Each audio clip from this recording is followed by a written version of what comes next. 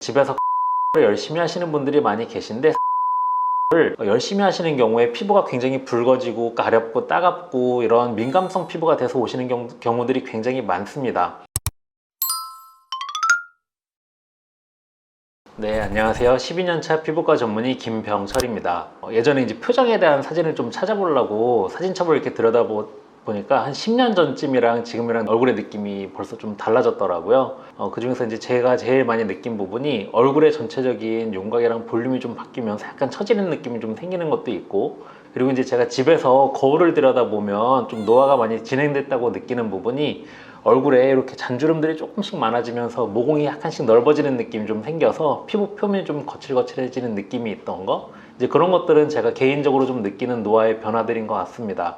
그래서 오늘은 제가 40대가 되면서 느꼈던 이런 변화들을 되돌아봤을 때 20대 때 내가 이렇게 관리를 했으면 피부가 지금 훨씬 더 좋았을 텐데 라고 생각이 되는 부분들에 대해서 말씀을 드리려고 합니다. 첫 번째, 제가 항상 강조드리는 가장 중요한 습관 중에 하나는 절대로 피부에 염증이 생기거나 피부가 민감한 상태에서 손을 대지 않는 습관을 키우는 것이 가장 중요합니다. 피부에 자꾸 손을 대는 순간 이 피부의 물리적인 자극 자체가 또 염증을 자꾸 악화시킬 수 있고, 또 피부에 여러 가지 세균들도 굉장히 많기 때문에 이런 세균 감염에 의한 염증이 반복적으로 악순환되는 경우가 많아서 집에서 지킬 수 있는 가장 중요한 습관은 피부에 가급적이면 손을 많이 대지 않는 것이 저는 가장 중요하다고 생각을 합니다. 두 번째, 집에서 모공 청소를 너무 열심히 하지 않는 것이 저는 홈케어 중에 굉장히 중요하다고 생각을 합니다. 피지 분비량이 많은 분들이 모공이 넓은 경향이 있다 보니 집에서 모공이 넓은 분들은 자꾸 모공을 청소하려고 하는 경향이 많이 있으시거든요. 그래서 모공 청소를 열심히 하는 습관은 오히려 이게 반복적으로 하다 보면 나중에는 모공이 더 넓어지는 경향이 생길 수도 있어서 모공을 열심히 청소하는 습관은 저는 별로 바람직하지 않다고 생각을 합니다. 코팩이나 이런 걸로 엄청 네. 열심히 지우고 닦는 영상들이 되게 많은데 그게 안 좋다는 네. 말씀이신 건가요? 네, 저는 단기적으로는 잠깐 효과가 좋아 보일 수는 있지만 장기적으로 봤을 때는 결국은 피부에 모공이 더 넓어지고 탄력이 떨어질 수 있는, 그리고 피부가 예민해질 수 있는 가능성이 굉장히 많다고 생각을 합니다. 그럼 클렌징 정도로 가볍게 해주면 되는 건가요? 그럼요. 어차피 이제 클렌징의 목표가 우리 모공을 깨끗하게 만드는 게 아니고 피부 표면에 붙어 있는 뭐 땀이라든지 노폐물이라든지 먼지 같은 것들을 가볍게 정리하는 정도의 목표를 가지고 하는 거라서 클렌징을 가볍게 해주시는 게 가장 중요하다고 생각을 합니다. 세 번째는 집에서 각질 제거를 열심히 하시는 분들이 많이 계신데, 사실 장벽 기능의 가장 중요한 층이 바로 피부의 각질층입니다. 그래서 각질 제거를 열심히 하시는 경우에 피부가 굉장히 붉어지고 가렵고 따갑고 이런 민감성 피부가 돼서 오시는 경우들이 굉장히 많습니다. 각질층은 자꾸 제거해서 깨끗하게 만들려고 하는 게 아니라 오히려 더 열심히 보습제를 발라주고 각질층을 튼튼하게 만들어서 피부가 깨끗해져야 정말로 건강한 피부를 가질 수 있다는 것을 많은 분들이 알았으면 좋겠습니다. 각질이 일어난다고 해서 그거를 막 없애서 제거해야 된다 이런 게 아니라는 말씀이시죠? 네, 각질이 일어날 때는 각질을 제거하려고 노력하기보다는 클렌징을 가볍게 하고 보습제를 더 여유 있게 더 자주 발라서 각질층과 비슷한 이런 지질 성분들을 보충해 주는 게 사실은 피부가 건강해질 수 있는 굉장히 중요한 홈케어가 될 수 있습니다.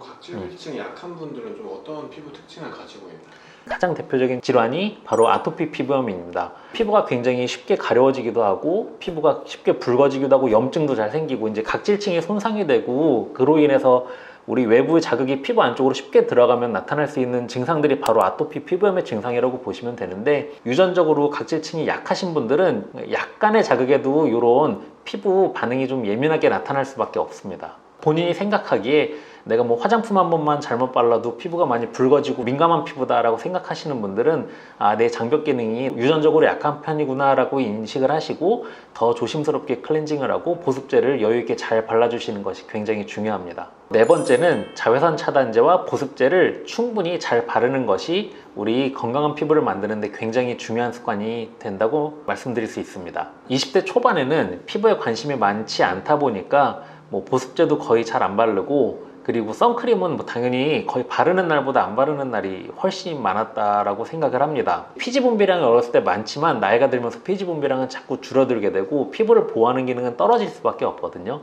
그래서 어렸을 때 이렇게 보습제를 잘 바르지 않아서 그런지 피부가 좀 쉽게 건조해지고 푸석푸석해지는 느낌이 잘 들게 되고요. 또 선크림을 거의 잘 바르지 않고 제가 야외에서 이렇게 운동도 많이 하고 했었는데 이렇게 햇빛 노출이 많은데도 불구하고 선크림을 잘 바르지 않다 보니까 콜라겐이라든지 엘라스틴 같은 탄력 물질들도 많이 좀 손상이 돼서 그런지 모공도 좀 많이 넓어져 있고 피부 탄력도 이렇게 만져보면 많이 부족한 편인 것 같습니다. 이런 것들을 좀 다시 재생을 시키기 위해서 요새 저도 이제 저희 병원에서 이제 뭐 울세라라든지 미라젤 같은 치료들을 좀 꾸준히 하고 있기는 한데요. 제가 20대 때 열심히 보습제를 쓰고 선크림을 열심히 발랐으면 지금보다는 피부가 훨씬 건강하고 이렇게 탄력을 증가시키기 위한 노력들을 지금보다는 좀 적게 해도 되지 않았을까라는 생각을 합니다.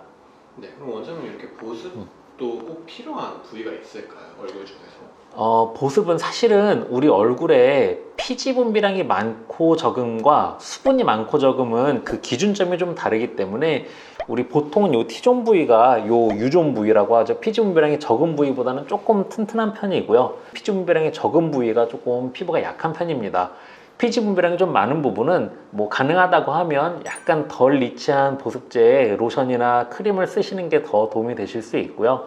그리고 이렇게 유존이라든지 목 같은 피부가 많이 건조하고 피지 분비량이 적은 부분은 조금 더 리치한 크림 타입의 보습제를 사용하실 수 있으면 도움이 많이 되실 것 같습니다.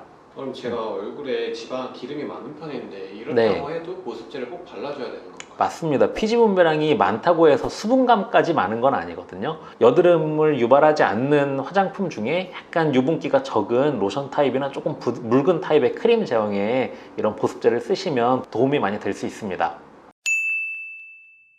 오늘은 제가 이제 40대가 돼서 제 피부 상태를 봤을 때 내가 20대 때 이렇게 피부 케어를 했으면 지금 피부가 훨씬 좋았을 텐데 라는 거를 생각해 보면서 집에서 지킬 수 있는 홈케어들 중요한 4가지에 대해서 말씀을 드렸습니다. 제가 말씀드린 내용들이 모든 피부에 도움이 될 수 있는 부분들을 위주로 말씀을 드렸으니까 이 습관들을 잘 지키셔서 나중에 나이가 더 드셔도 항상 좋은 피부를 유지할 수 있었으면 좋겠습니다.